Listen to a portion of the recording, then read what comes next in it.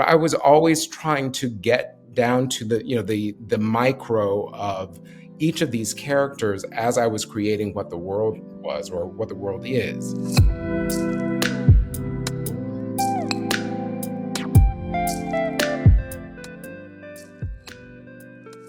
Hey everyone, this is John M. Chu, the director of Wicked for Good, and I'm here with our amazing Academy Award winning and multi award winning costume designer, Paul Tazewell, also designer for Wicked for Good, and we're here for Deadline's The Process. Because I knew you. Because I knew you.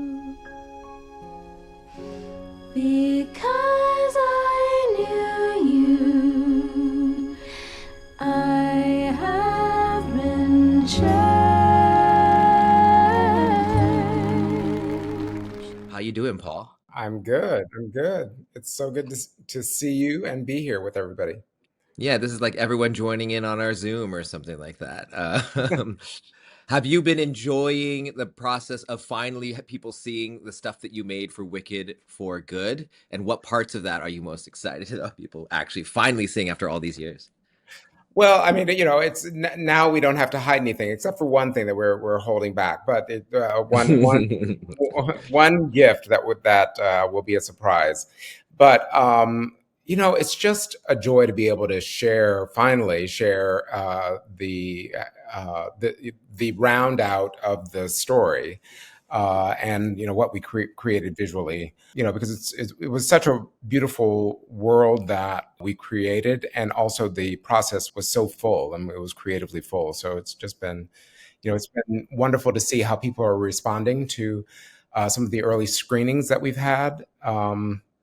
It appears that our storytelling was clear, so that it's amazing. And it's I think the big thing is how through your storytelling we've been able to see what their evolution is, see what our main character's evolution is, and then see how it resonates for the audience. I think that's what keeps them engaged. Did you always think of this as one long evolution of their costumes and how they were doing it? Or like how did it, I guess maybe we start from the beginning. Like how do you start something? I remember you because you sketch as well, but you also have artists that you work with. When you first jumped onto this and you were thinking of both movies, how did you start that conceptualization, I guess?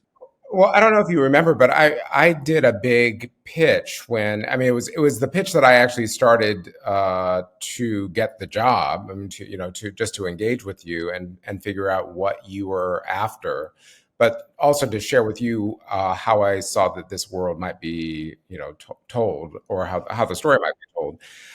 And it was full of different kinds of imagery. I mean, some of it was very abstract. Some of it was some of the archetypal images that I thought might be important. Some of it was period information that I thought maybe our world would reflect that. But all of it was just a question or a series of questions. And I think that that's how I like to start out, is just what is the possibility? What are our options as we dive into telling the story, and what's going to be most compelling as we're telling the story? So, the two of us went through, the images that I pulled together. That gave me information to go away and, continue to call other images together. Some of it was it was paired with drawings, as you were saying, because I was trying to figure out, for myself, and that's actually a big part of how I design. I mean, that's a big part of my process, which is having an idea and drawing it out on paper so that I can work those muscles. I mean, that's what I've been used to doing for 35 years, working those muscles to realize what the image is that's actually in my head. And when I can see it on paper, then it makes it more real, and then I can take it to the next step. So I was doing that for, I think that I probably started with Elphaba to just start to manifest what I was imagining in my head. And then I shifted over to Glinda this is before either of our, before Cynthia or Ariana were cast. We were talking about just, it's just who, what could these characters, or what will tell something pertinent about these characters and what their backstory is, and we know who they become, in a way, because it's set up by the Wizard of Oz film and the Wonderful Wizard of Oz book. When they are already fully realized witches, we know what that archetype is, but it's like, who are they when they're younger, and then where do they go? So to answer your question, that was starting a journey where I needed to figure out what is this whole emotional arc and what is this timeline that speaks of the story. Um, so I was dipping into all of it, understanding where they're coming from and where they will end. And at every point, making sure that I was in line with how you were imagining that Hmm. you would tell the story. Yeah. Well, let's start with Elphaba. In movie two, how is that different than in movie one? In movie one, we end, with defying gravity. She's in her best dress to meet the wizard, who she's never met before. She has the hat that becomes her defining, in some ways, her defining power source, or her, that's how she now identifies. Albeit, it was a joke, from Glinda. She's now turned it around and made it, something that is really positive. And once she puts on that cape and is in that dress, in that silhouette, I think that we get it as an audience. We get that she is indeed the silhouette and presence of a wicked witch of the West. And then when we pick up with the Wicked for Good, you have her flying in like a superhero, with cape, with sweeping coat, with trousers that we had set up when she was at Shiz, with these rocking boots, with a broader brim, but essentially the same shaped hat. And then and then her broom, and she's soaring and through the air and taking down a bunch of soldiers. So she's like a force, and that was what was important for me. I mean, there's a lot that is packed in there as far as process, because when again, I don't know if you remember when you cast Cynthia. One, I was overjoyed because I've been seeing the character of Elphaba as, very directly as a person of color, and then I started to think about Cynthia, and I had worked with her on Harriet, and then for you to confirm that you were actually going to cast her was like all these parts falling into place to tell this story, which I thought was going to be even more meaningful, because here is a Black woman telling, although she's got makeup on, she's still a Black woman that we acknowledge, somewhere in our real, in real time. And it just made the story that much more resonant. Hmm. And then for me, because of that, she became more powerful. There's more presence, or, there, I just understood her so much more from, and that's my own experience. And then I then realized that I really wanted to push that idea of self empowerment, and to show that in a clear way. And that was, where I got to with, that image of the Wicked Witch of the West once we were in Wicked for Good. And then, it doesn't just stop there. Then, the story, the clothing story that happens once we get to, she uh goes through losing her sister. She comes to terms with her relationship with Glinda, and then she has to lay down the hat and the broom, and so where does she go from there? And it became very, very important, both for Cynthia, for myself, for you, obviously, in telling the story, to figure out, what is, where does she go, and what is that pivot in her life, and how can we tell the rest of that story in a clear and compelling way. And so where we end up, for everybody that's out there that will eventually see it, I think is a really beautiful place. And I think that it continues to create, which was my priority the whole way through, to create a balance between these two main characters, these two best friends. They're different sides of the same coin, really. They balance each other out. And they balance each other out in color and tone. But then there are qualities, of softness, of grace, of elegance that is shared. And I wanted to make sure that that was very present at the very end as well. I love that. I think the thing that I find most of a discovery for me in this process working with you, and of course Cynthia, as she was cast, had her own opinions too, which I think helped form this, with this idea of giving Elphaba dignity.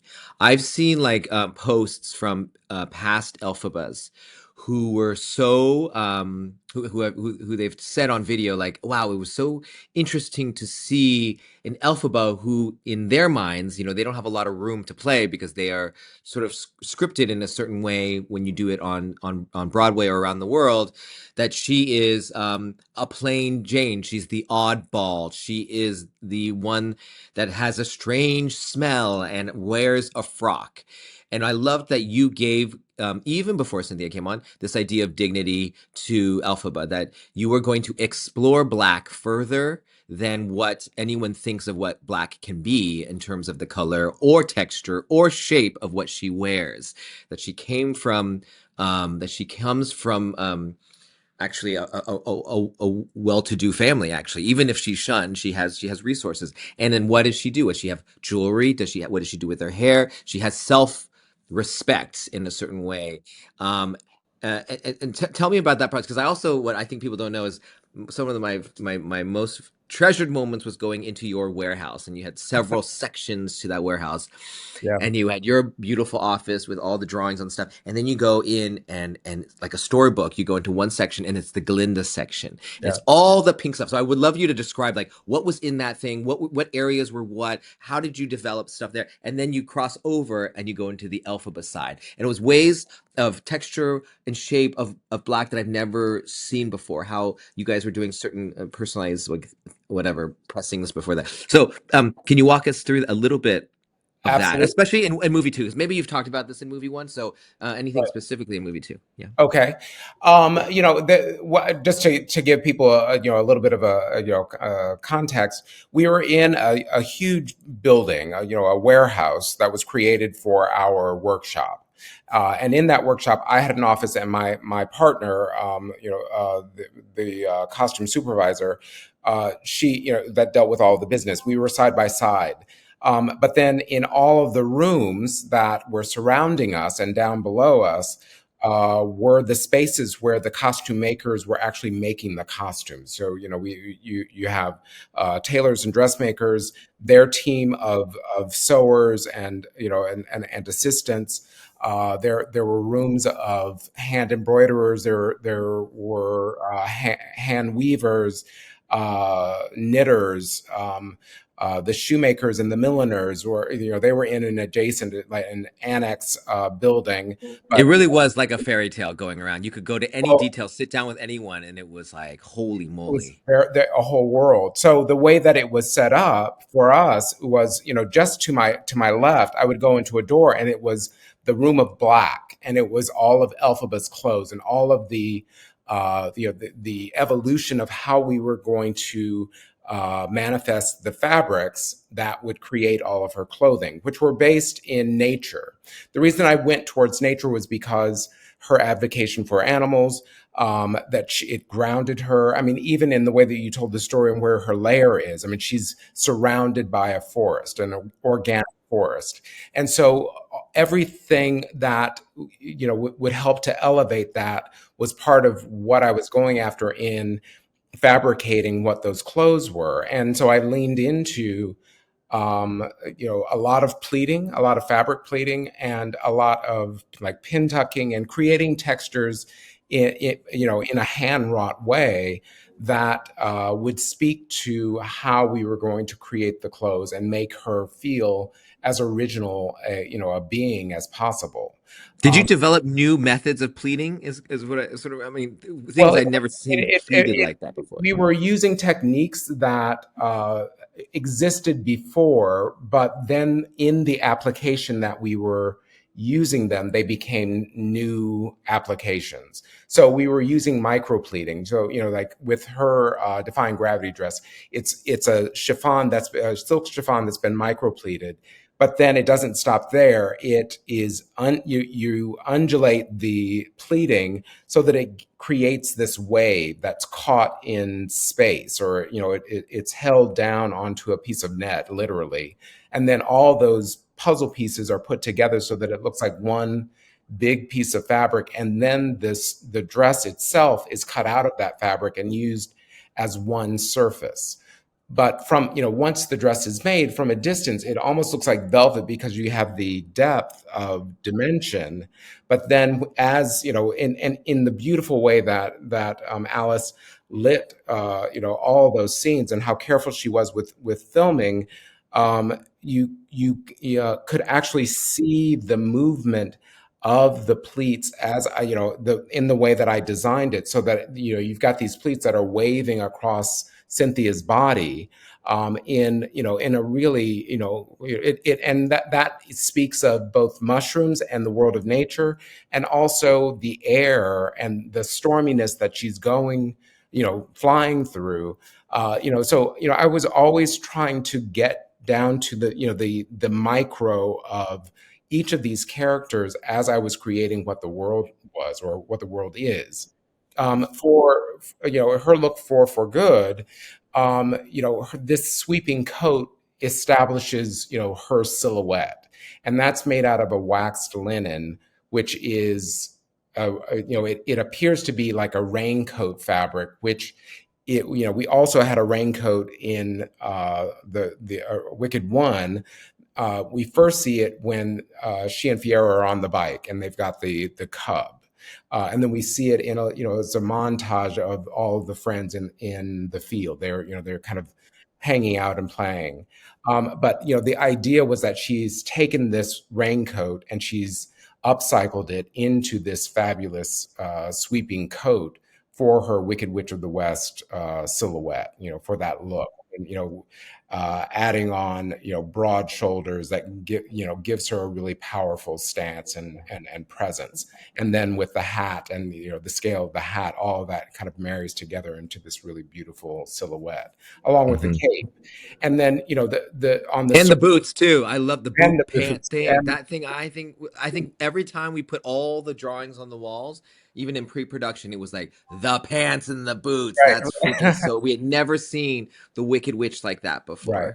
And that was what, and again, I give it up to you in our collaboration, trying to figure out how can we maximize the agility, the athleticism of Cynthia Erivo as Elphaba, and how does that, speak to her becoming more powerful, and setting that up in Wicked Part One, how it evolves into Wicked for Good in this amazing superhero silhouette, of Alpha. Yeah. And even to the end, her exit outfit. Is this coming out before or after the movie? Then I am assuming after, since it's coming out tomorrow. Tell me about that last, then her sort of surrender and her at peace. You picked a different color. It's a very different shape for her. Well, and what you see is that when she comes up, she reappears, and she is still in the dress that she met the wizard in, but it's completely shredded. And you see the pants, underneath, and you see the boots that she's worn throughout, most of this period of time being in exile. But the whole point was that she's made it through to the other side of this evolution as this really powerful woman. And then once she goes through that process of melting, that's it. That's really what's dying, is this image that's been vilified throughout both films. And that armor. Yep. and the armor, and she's decided that I don't need this anymore. And so she leaves the hat there. They walk out, and then she adopts, a silhouette that's much softer. That is, and actually speaks of the environment that they're walking into. Mhm. It's almost like Lawrence of Arabia, but it's fantasy. I mean, it's this really wonderful moment that was captured where this sheer fabric is blowing around her, so it's almost as if So she's beautiful. held in a cloud of blue. And the blue is suggestive of Kiamako. It's suggestive of Fiero's colors, his family legacy colors. It's all intertwined, and that was the absolute brilliant fun of designing this, is that we could we could thread all of these ideas together, some that came before our production of Wicked, into the first book and the movie, and then it also opens it up for what is yet to come. And I think that is what makes it so compelling, really. Hmm. I think that moment when she takes off the hood at the end there is such an iconic moment, and that's only because of that existing. I've never had a movie where the costumes have affected the movie in so many ways. Like even the way the shape of the hat, which in the beginning I wasn't sure of, because I was like, oh, aren't we supposed to go pointy with this thing? And Right, you convinced me that this was the way to go because it is the odd shape, the thing that it's like organic, and I love that. And now when she looks at it, she tilts her head right. because of what you did. That And even you have a sort of this motif of shoulders and things like that. So my camera had to sort of shift around some of those shoulders sometimes. Even that surrender at the end, like the color of that. So I love that in our dance together, that we could affect each other in whatever way. And I won't let this conversation end because I know we're getting close until you talk about the blue bubble dress of Glinda before we get out of here, Yes. and Yeah. whatever her process is, so that we leave here with knowing that side of it. Yes, absolutely. I mean, that ended up being one of my favorite costumes as well. It was at first it was acknowledging the Billy Burke version of Glinda, that silhouette, that classic fairy princess silhouette, the bell dress. Everybody can look at it and knows exactly what it is, which matched the bubble. It was, you when you see her in the bubble in that dress silhouette, it just is, it's so nostalgic, and it warms your heart to see it again. And then I was also using the blue and lavender from the Broadway dress to again, just as a nod, as a to acknowledge that part of our world, that part of the culture, but still hold on to it as our own. Nothing was a duplicate, or of anything that came before. But I was always trying to tap into some of the things that the audience will relate to.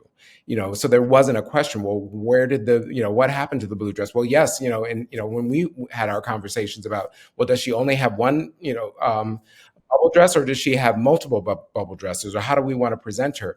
What I realized is that, and it's so brilliant, is when she appears in the pink dress, it's like something we've never seen before. It's a Glinda that we have never seen before. Obviously, we've been introduced to her in the first Wicked film, but then when you put it all together, and she puts down actually the dress deflates when she sings For Good, and the last time that she and Elphaba are together, and then she takes hold of her power in the same way that Elphaba did. She takes hold of her power and recreates who Glinda is, and who Glinda is going, how she's going to represent Glinda.